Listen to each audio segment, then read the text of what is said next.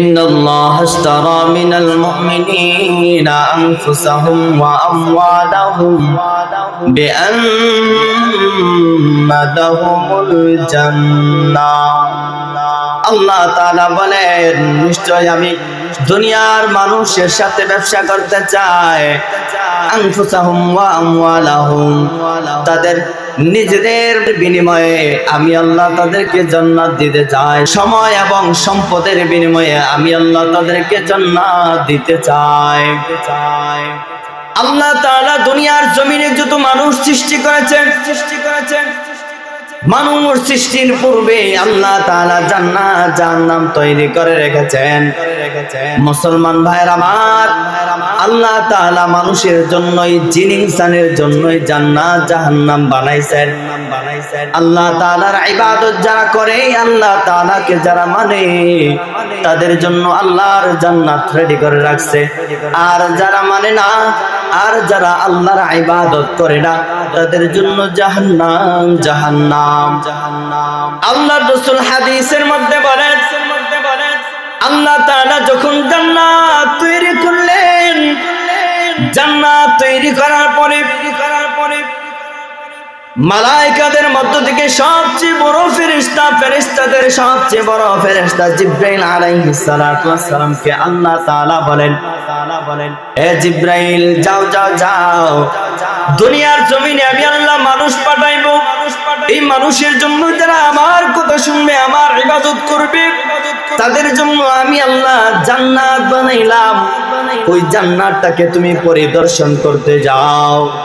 আল্লাহ তাআলা জিবরাইল পয়গম্বরকে পাঠাইয়া দেন, এ জিবরাইল, জান্নাত পরিদর্শন করে আসো, দেখে আসো কেমন হয়েছে।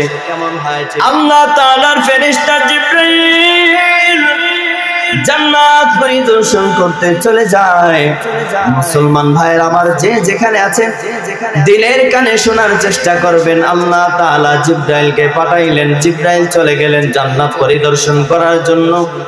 জান্নাত পরিদর্শন করে করে জিবরাইল যখন আল্লাহ তাআলার কাছে ব্যাক করছে, ফিরে আসছে, এসে আল্লাহ তাআলাকে বলতেছে, আই রব্বুল আলামিন, আপনি জান্নাতটাকে এত সুন্দর নাজ নেয়ামত দ্বারা বানাইছেন, এত নাজ নেয়ামত দ্বারা ভরপুর করেছেন, এত সুখ শান্তি দ্বারা ভরপুর করেছেন। আয় আল্লাহ, দুনিয়ার মানুষ যদি জানতে পারে জান্নাত এত এত নাজ নেয়ামত পূর্ণ, দুনিয়ার একটা মানুষও তারা জান্নাতের ব্যতিক্রম কাজ করবে না, সবাই জান্নাতের দিকে ধাবিত হবে। আল্লাহ তাআলা জিবরাইল আলাইহিস সালাতু ওয়াস সালামকে বললেন, এ জিবরাইল, তুমি তো দেখে আসছো জান্নাতের নাজ নিয়ামত, এবার যাও জান্নাতটাকে দ্বিতীয়বার পরিদর্শন করে আসো। আল্লাহ তাআলা জিবরাইল পয়গম্বরকে পাঠায়া দেন, এ জিবরাইল, জান্নাতটাকে দ্বিতীয়বার পরিদর্শন করে আসো। আল্লাহ তাআলার ফেরেশতা জিবরাইল চলে যায় জান্নাত দ্বিতীয়বার পরিদর্শন করার জন্য। জিবরাইল জান্নাতটাকে দ্বিতীয়বার পরিদর্শন করতে গিয়ে দেখতে পাই জান্নাতের উপর দিয়ে কেমন যেন একটা আবরণ দিয়ে দিয়েছে, জান্নাতের উপরে কেমন যেন একটা ঢাকনা দিয়ে দিয়েছে, যেই ঢাকনার কারণে জান্নাতে প্রবেশ করা যাইতেছে না। মুসলমান ভাইরা আমার, মুফাসসিরিনে কেরাম বলেন, আল্লাহ তাআলা জান্নাতের উপরে যে আবরণ দিয়েছে, জান্নাতের উপরে যে ঢাকনা দিয়েছে, জান্নাতের উপরে যে আবরণ দিয়েছে, সেই আবরণটা হচ্ছে দুনিয়ার মানুষের জন্য নামাজ, সেই আবরণটা হচ্ছে রোজার আবরণ, সেই আবরণটা হচ্ছে যাকাতের আবরণ, হজ্জের আবরণ, আল্লাহ তাআলাকে মানার আবরণ।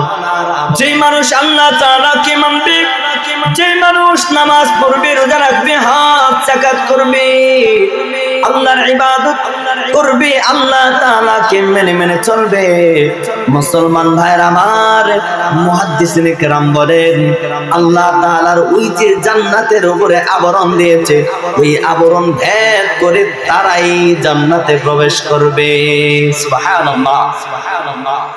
সামনে যারা আছেন আমি খুশি হব, আল্লাহ তাআলাও খুশি হবেন। আপনারা যদি বসে যাইতেন, অল্প কিছুক্ষণ কথা বলবো ইনশাআল্লাহ। যদি আসতেন অনেকটা খুশি হতাম, আপনাদের সঙ্গ এসে ভাই আমার। যেই কথা বলতেছিলাম, আল্লাহ তাআলা জিব্রাইলকে পাঠায় দিয়েছেন। এ জিব্রাইল, তুমি তো জান্নাতটাকে পরিদর্শন করে আসলা, এবার যাও জাহান্নামটাকে পরিদর্শন করে আসো। আল্লাহ তাআলা জাহান্নাম পরিদর্শন করার জন্য পাঠায় দেন। মুসলমান ভাইয়ের আমার, জিবরাইল আলাইহিস সালাতু ওয়াস সালাম জাহান্নাম যখন পরিদর্শন করতে যায়, জাহান্নামে তো ভয়াবহ, জাহান্নামে তো কষ্টদায়ক। জিবরাইল আল্লাহ তাআলার কাছে ফিরে আসে, জাহান্নামটা কি পরিদর্শন করে করে আল্লাহ তাআলার কাছে ফিরে এসে বলতে থাকেন, আয় আল্লাহ, জাহান্নামটাকে আপনি এত আযাব, এত কষ্ট দ্বারা ভরপুর করেছেন। দুনিয়ার মানুষ যদি জানতে পারে জাহান্নাম এত এত কষ্টদায়ক, এত এত আযাব দ্বারা ভরপুর, তাহলে কেউ জাহান্নামের দিকে যাবে না, সবাই জান্নাতের দিকে যাইতে চাইবে, কেউ জাহান্নামের দিকে ধাবিত হবে না। আল্লাহ তাআলা বলেন, হে জিবরাইল, তুমি একবার জাহান্নাম দেখেছো, আবার যাও জাহান্নামটাকে পরিদর্শন করে আসো।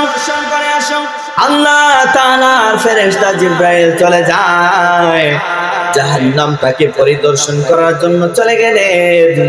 তিনি দ্বিতীয়বার যখন জাহান্নাম পরিদর্শন করতে যায়, ওই জাহান্নামকে দেখতে পায়, জাহান্নামের উপরেও কেমন যেন একটা আবরণ দিয়ে আল্লাহ ঢেকে দিয়েছে।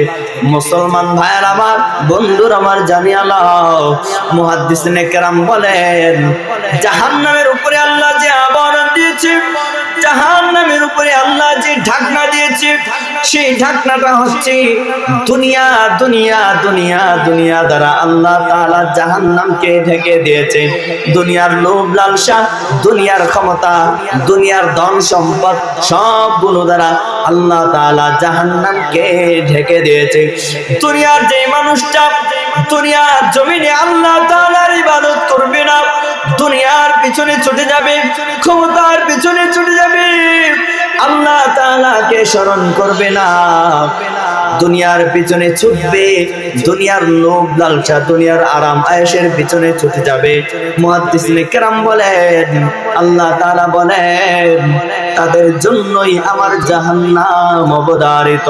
এজন্য মুসলমান ভাইয়ের আমার, এই হাদিস থেকে আমরা জানতে পারলাম আল্লাহ তাআলা জান্নাত কাদেরকে দিবেন? যারা ইবাদত করে।